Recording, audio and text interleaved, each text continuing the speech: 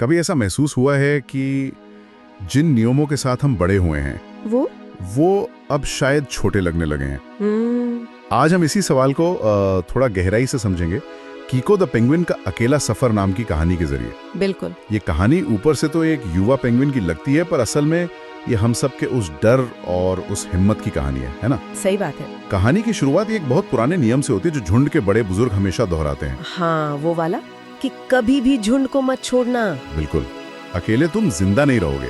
और ये सिर्फ एक नियम नहीं है, ये एक पूरी एक मानसिकता है जो सुरक्षा को सबसे ऊपर रखती है। लेकिन कीको के लिए शायद यही सुरक्षा एक बंधन जैसी थी। वो अक्सर दूर उस क्षितिज को देखता था और सोचता था, क्या मैं इससे ज्यादा कुछ बन सकता हूँ? हाँ, क्या होगा अगर मैं आज जो हूँ उससे ज्यादा बन सकता हूँ? ये एक छोटा सा सवाल था, लेकिन इसमें एक बहुत बड़ी बगावत छिपी थी। और ये दिलचस्प है क्योंकि ये सिर्फ एक विद्रोह नहीं है।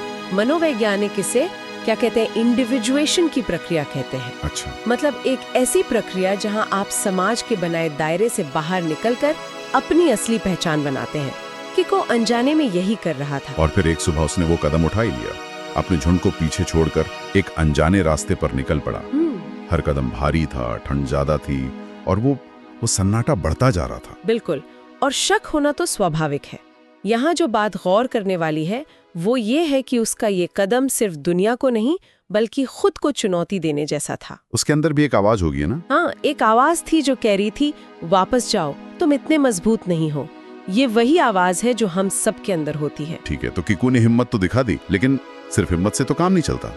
असल दुनिया की चुनौतियां तो कुछ और ही होती हैं। और वो परीक्षा आई एक भयानक बर्फीले तूफान के रूप में। अच्छा। कहानियों में तूफान अक्सर सिर्फ मौसम नहीं होता, वो किरदार के अंदर का संघर्ष होता है। तो मतलब असली लड़ाई बाहर की बर्फ से नहीं बल्कि अंदर के शक से थी। बिल्कुल, उसका फिसलकर बर्फ पर गिरना उस शक के आगे एक तरह से घुटने टेकने जैसा था। और उसी पल उसके मन में ये ख्याल आया, शायद वे सही थे। ये तो कहानी का अंत भी हो सकता था। हो सकता था, लेकिन यही कहानी का सबसे अहम मोड़ आता है। गिरकर हार कर उसे याद आता है कि उसने ये सफर शुरू ही क्यों किया था। कहानी में एक लाइन है, दूसरों को गलत साबित करने के लिए नहीं बल्कि खुद को सही साबित करने के लिए। वाह! ये एहसास उसे फिर से उठ खड़े होने की ताकत देता है। और इसके बाद कीको बदल जाता है। मतलब वो सिर्फ चल नहीं रहा होता, वो सीख रहा होता है। सही कहा। हवा को पढ़ना, बर्फ में पनाह लेना और सबसे जरूरी अपनी काबिलियत पर भरोसा करना। हाँ, जो चीजें उसे डराती थीं, वही उसे तराशने लगती हैं। और अंत में वो एक ऐसी शांत जगह पहुंचता है जहां सुनहरी धूप में बर्फ चमक रही थी, पानी मछलियों से भरा था। वो उसकी मंजिल से ज्यादा उसकी अपनी खोज का इनाम था। और जब वो वापस लौटता है, जब वो वसंत में अपने झुंड में लौटता है, तो वो वही पेंगुइन नहीं होता। वो ज्यादा मजबूत, समझदार और बहादुर बन चुका था। वो डर की नहीं बल्कि हिम्मत और विकास की कहानी लेकर लौटता है। इस कहानी का सार शायद इसकी आखिरी पंक्ति में ही छुपा है। कौन सी?